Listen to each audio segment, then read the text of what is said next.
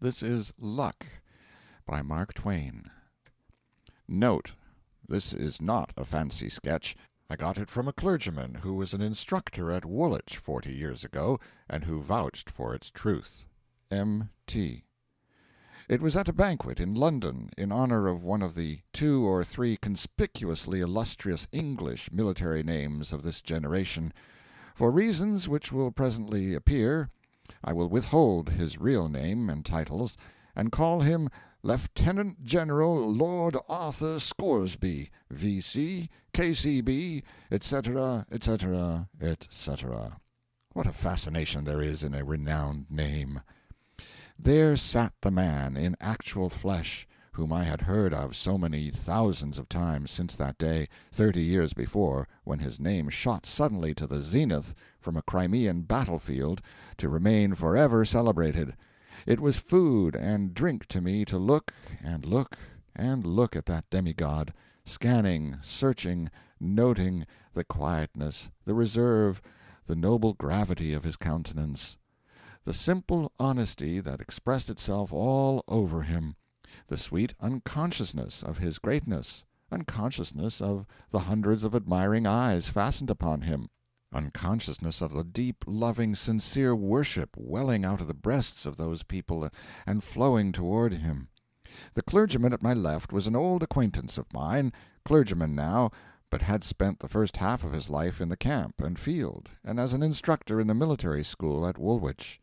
Just at the moment I had been talking about, a veiled and singular light glimmered in his eyes, and he leaned down and muttered confidentially to me, indicating the hero of the banquet with a gesture, "Privately, his glory is an accident, just a product of incredible luck." This verdict was a great surprise to me. If its subject had been Napoleon or Socrates or Solomon, my astonishment could not have been greater. Some days later came the explanation of this strange remark, and this is what the Reverend told me. About 40 years ago I was an instructor in the military academy at Woolwich. I was present in one of the sections when young Scoresby underwent his preliminary examination. I was touched to the quick with pity, for the rest of the class answered up brightly and handsomely, while why, dear me, he didn't know anything, so to speak. He was evidently good and sweet and lovable and guileless, and so it was exceedingly painful to see him stand there, as serene as a graven image, and deliver himself of answers which were veritably miraculous for stupidity and ignorance. All the compassion in me was aroused in his behalf.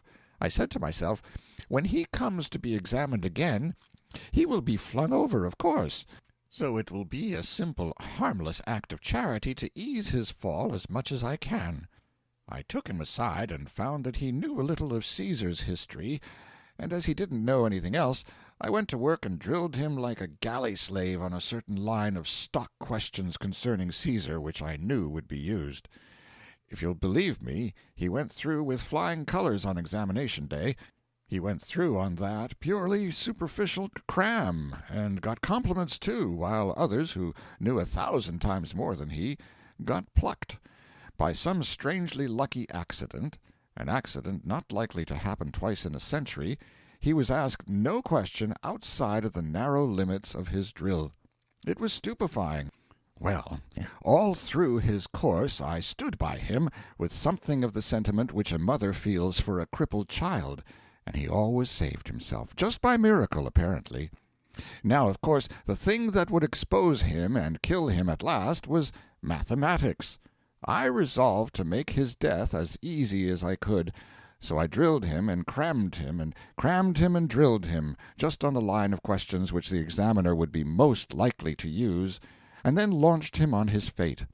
Well, sir, try to conceive of the result.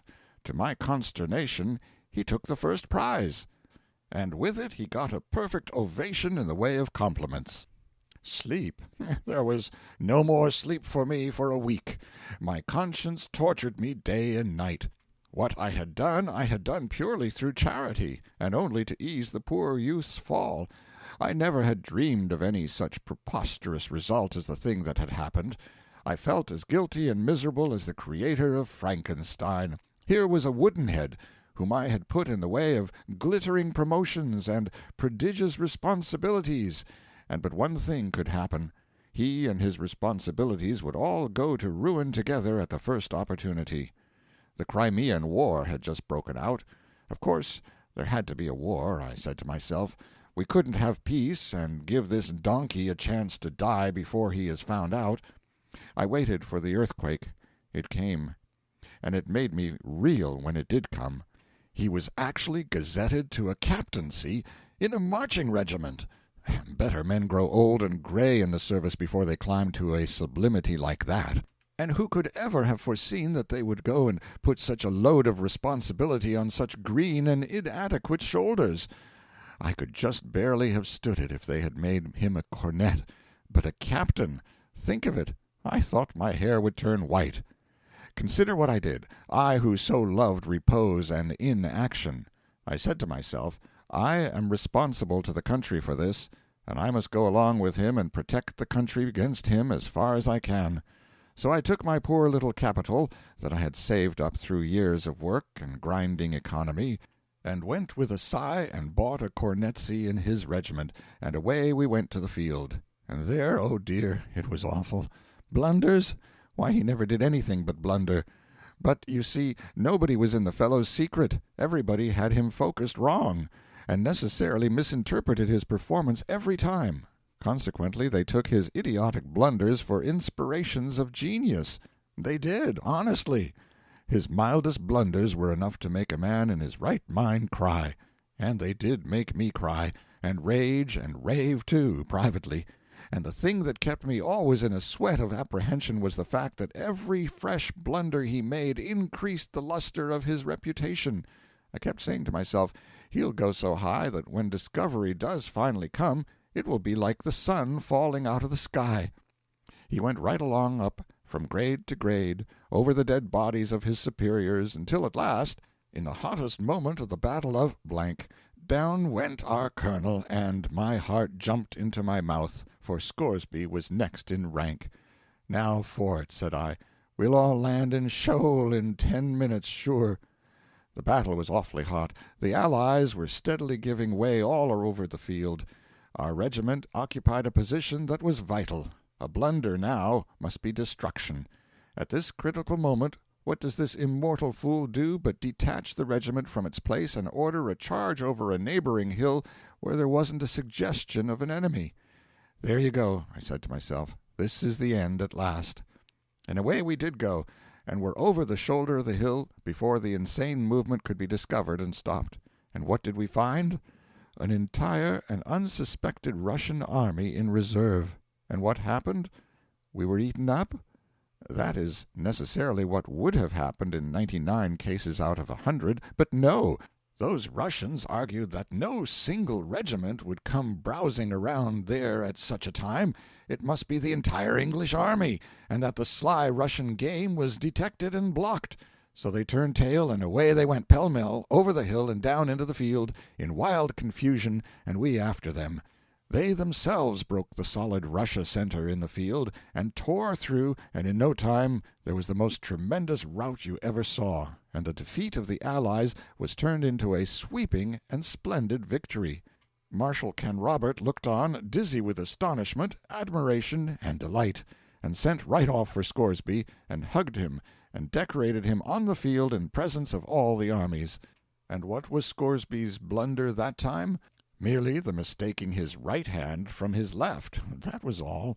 An order had come to him to fall back and support our right, and instead he fell forward and went over the hill to the left.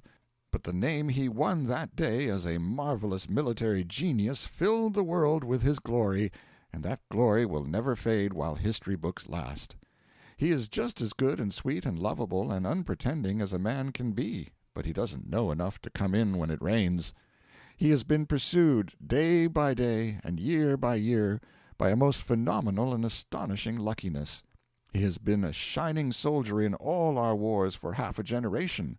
He has littered his military life with blunders, and yet has never committed one that didn't make him a knight or a baronet or a lord or something. Look at his breast. Why, he is just clothed in domestic and foreign decorations. Well, sir, every one of them is a record of some shouting stupidity or other, and, taken together, they are proof that the very best thing in all this world that can befall a man is to be born lucky. End of Luck, by Mark Twain.